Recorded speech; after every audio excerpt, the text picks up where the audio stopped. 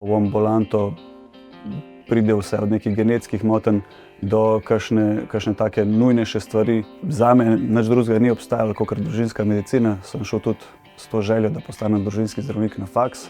Smo imeli lepo delati. Ja, smo. Pa moram pa izvide že gledati. Sem Ren Marič, specialist družinske medicine, delam v zdravstvenem domu Ivančna Gorica.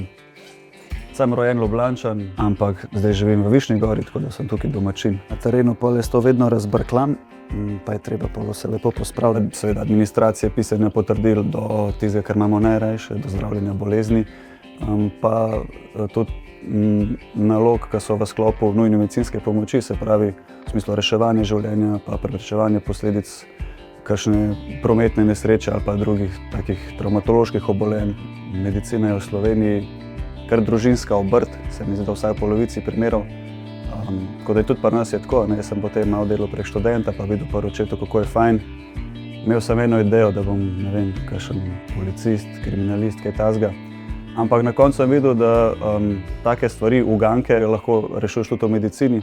Vidim vsakega pacienta kot eno nalogo in probam najti rešitev, ki je dobro predvsem za njega. Pa jemljete zdaj kakšen tablic sploh za pritisk? Tista prva misel, da pomagaš ljudem, je bila odločitev za sam študij medicine relativno enostavna, čeprav osebno sem bila malo v precepu med glasbo in medicino, ampak na koncu je pač medicina prevladala. Se pravi, teriolog ti bo povedal spremembo terapije, tako da ti si točno zapiši, kako mora jemati zdravila, pa potem gospo obvesti po telefonu o spremembi terapije. Okay, Zato je tudi pomembno, da nekako ohranjamo prijetno komunikacijo, neko prijaznost v odnosu, da nekako vejo, da se lahko vedno obrnejo na nas.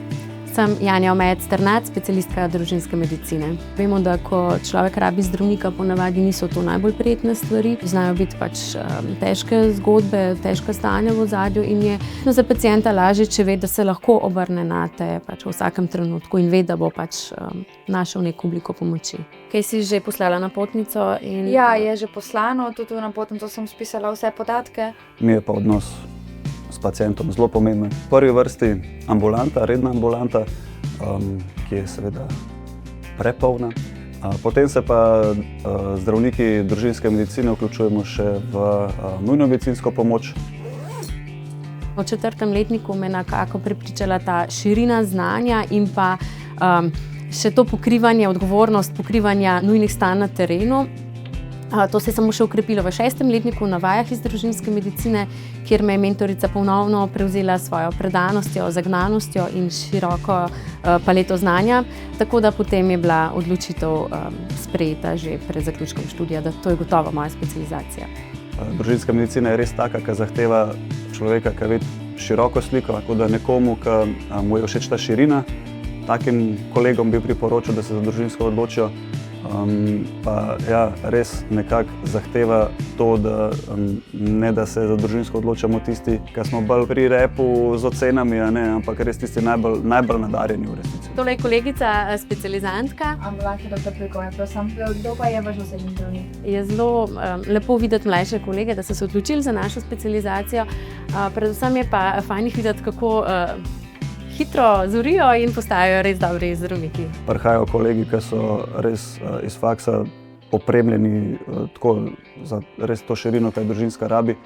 In to je, mislim, da nam vsem v interesu, da se primarni nivo res razvije do te mere, da za sekundarni pa terciarni nivo ostanejo res samo tisti primeri, ki so bolj specifični.